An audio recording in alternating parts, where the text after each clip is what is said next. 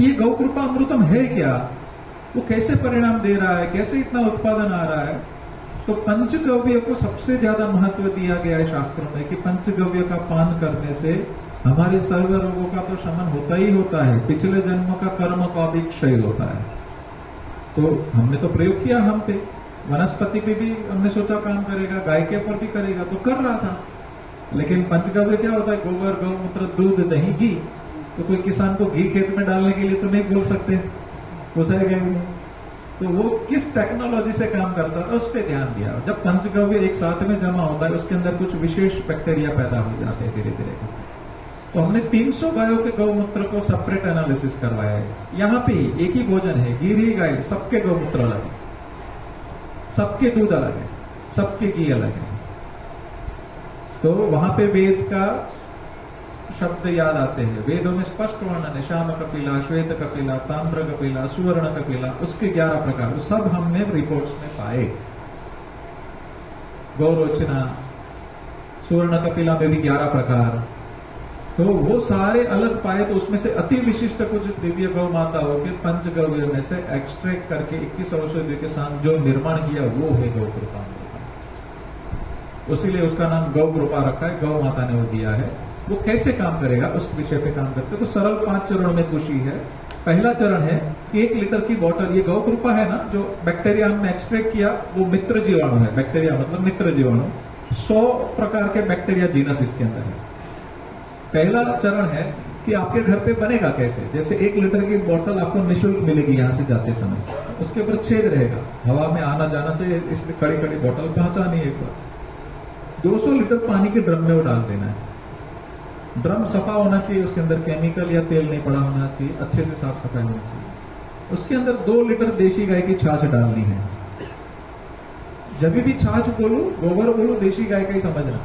विदेशी गाय की छाछ के बैक्टीरिया अलग होते हैं, भैंस के बैक्टीरिया अलग होंगे, डेयरी में अलग कल्चर से छाछ बनती है, वो अलग खट्टापन आएगा ही नहीं।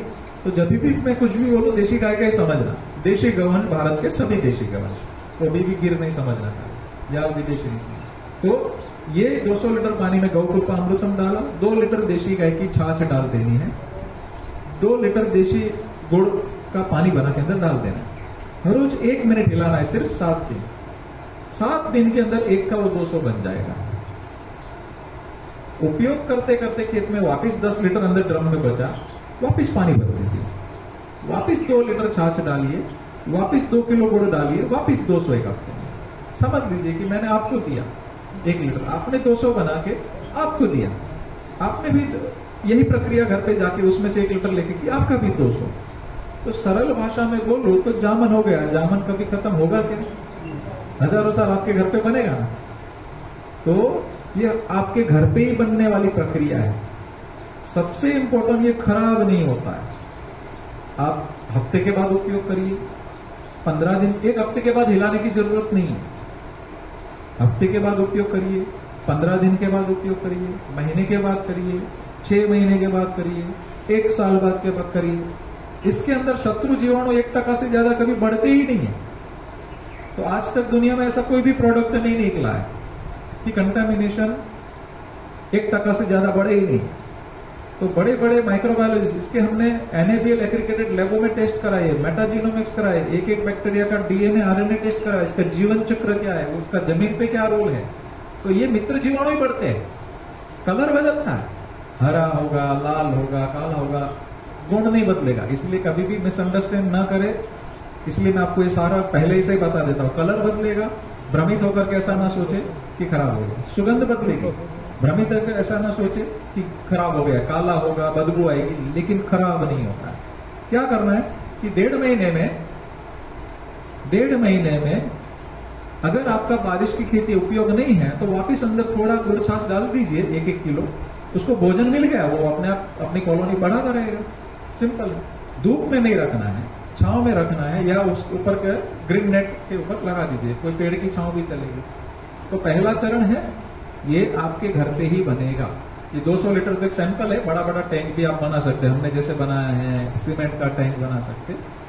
इसका कलर बदलेगा, गुण नहीं बदलेगा, सुगंध बदलेगी, गुण नहीं बदलेगा, आपके घर पे ही बनेगा। और मित्र जीवाणु ही बढ़ते रहते, तो ये चीज आपकी अनुकूलता से आपके समय के ऊपर उपयोग कर सकते हैं। ये पहला चरण यहाँ पे समाप्त होता है।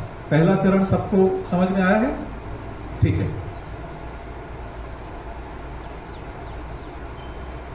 यह है दूसरा चरण। कम से कम 1 से 2 गाय 1 एकड़ हमारा दर्शन है। जैसे आपने मूंगफली उगाई, तुअर दाल उगाई, चना उगाया, दाना बाहर बेचा, पत्ता तो निकलेगा ही है। बाउंड्री पे भी आपने घास लगाया, पत्ता तो निकलेगा ही। नहीं दूध देने वाला नंदी या गाय भी पत्ता खा के गोबर तो देगा ही। तो गोबर को हमने मुख्य प्रोडक्ट बनाया है, तो कम से कम 2 गाय मिलके 10 टन गोबर देगी सालाना। वो 10 टन गोबर और 10,000 लीटर से ज्यादा गौमूत्र मिलेगा। उसको आपने मेरे जैसे बेड दिखाया था ना आखिर में भोजन से पहले, उस प्रकार बेड लगा देना है। 2 फीट ऊंचा, 2 फीट चौड़ा, लंबा लाइन, कोई पेड़ के नीचे। कोई कंस्ट्रक्शन करने की जरूरत नहीं है, कोई गड्ढा करने की जरूरत नहीं, कुछ नहीं। सिंपल बेड बना दिया गोबर का। खेतर का कोई कचरा वचरा है, वनस्पति पड़ा है, कुछ भी है, डाल के अंदर कर सकते। उसके ऊपर 100 लीटर ये बैक्टीरिया थोड़े छेद बांबू से करके डाल दीजिए, ऊपर ऊपर छिड़क दीजिए। नमी बना के रखना है, थोड़ा पानी छिड़क सकते हैं, ज्यादा भी नहीं, कम भी नहीं। सिर्फ 60 दिन में वर्मी कंपोस्ट से अच्छा खाद बन जाएगा। और ये ठंडी प्रोसेस में होगा। देखिए हमारी एक आदत क्या है, हमारे गांव में बड़े बड़े गोबर के ढेर लगते हैं, उसके अंदर हाथ डालेंगे तो गर्म होता है कि नहीं? वो गर्मी पकड़ता है, ऐसे ही उसके अंदर बहुत सारे कार्बन उड़ जाते हैं। जैसे ही आप दूध को गर्म करते हैं, अपना दूध जो घर के पीने के लिए, तुरंत विटामिन B12 0 हो जाता है, काफी कंपाउंड 0 हो जाते हैं, पास्चुराइज में और हानि हो जाती है।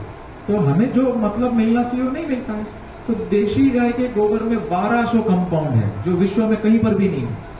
कौन से भी कार्बन में नहीं, ना भैंस में है ना विदेशी में, कहीं पर भी हमने एनालिसिस करवा चुके। देशी गाय के मूत्र में 5100 कंपाउंड है, 5100 कंपाउंड, जो विश्व में कहीं पर भी नहीं है। तो जब ठंडी प्रोसेस में ये खाद कंपोस्ट होता है, तो वो गुण अपना धारण करते हुए, मेंटेन करते हुए खाद बनेगी। तो ऊंची गुणवत्ता की खाद बनेगी, उसमें सारे कंपाउंड मेंटेन रहेंगे। तो ये ठंडी प्रोसेस में खाद को कंपोस्ट करता है, तो अवेलेबल फॉर्म में सारी खाद रहेगी। तो इस प्रकार का खाद अगर आपको और जल्दी चाहिए, और अगर गुणवत्ता वाला बनाना है, तो क्या करना है? 100 की जगह पे 200-500 लीटर बैक्टीरिया से इसको कंपोस्ट करिए, पानी डालिए मत। 10 दिन पे खाद मार दीजिए, वापस डालिए, वापस खाद मारिए, 30 दिन में तैयार हो जाएगा ऐसा खाद। कभी इमरजेंसी है तो, बाकी तो पूरे साल धीरे धीरे बनता रहे, साल में एक बार खाद डालना है। तो देशी गाय का गोबर तो चाहिए ही चाहिए। जैसे ही बैक्टीरिया डालेंगे, परिणाम जादू के जैसे दिखेगा। 1 साल 2 साल, फिर लंबा नहीं चलेगा। तो कभी भी मैं नहीं, कोई भी दुनिया में बोले कि बिना गोबर के अच्छी शाश्वत कृषि हो सकती है, तो कभी भी मानना नहीं। जब से हमारे घर से गौ माता गई है, हमारी बरकत गई है, हमारा खेत डाउन गया, हमारी मानसिकता डाउन गई, हमारा स्वास्थ्य डाउन गया। तो गोबर ज्यादा परिणाम, यही हमारा दर्शन था हजारों साल से, और इसी के दर्शन के ऊपर वापिस सुलभ हम बनाना है ये प्रक्रिया। तो ये गोबर जो मिला आपको निःशुल्क मिला। और जनरली क्या करते किसान, धूप में गोबर डाल देते है ना। धूप में कभी भी गोबर नहीं डालना, ये कंपोस्ट हुआ खाद है। धूप में जैसे ही डालेंगे तो बड़ी मात्रा में कार्बन उड़ जाते हैं। तो आपकी खेती की शुरुआत करनी है, जैसे बिजाई की, उसके 10 दिन पहले खाद डालिए, और पूरे खेत में मत बिछाइए।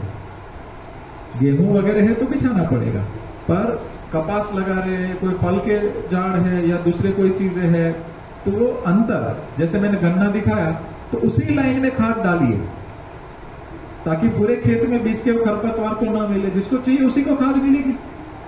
तो जहां पे हमको कृषि करनी है, गुजरात में ऐसे काफी किसान है कि 20-20 साल से वही चाष चल रहा है। हमें बहुत इससे काम लेना पड़ेगा। समझ लीजिए कि 10 फीट के अंतर पे गन्ना लगा रहे, 4-5 फीट की जगह पे 8 फीट पे गन्ना लगा दिया, तो 8 फीट के अंतर पे वो लाइन पे खाद डालने को हुआ कि नहीं? उसी को खाद मिला, खरपतवार को नहीं मिला।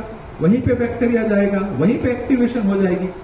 तो हमें बहुत ही सूक्ष्म दृष्टि से कृषि करनी पड़ेगी, तो और ज्यादा अच्छे परिणाम मिलेंगे। तो ये खाद तो डालना ही डालना है।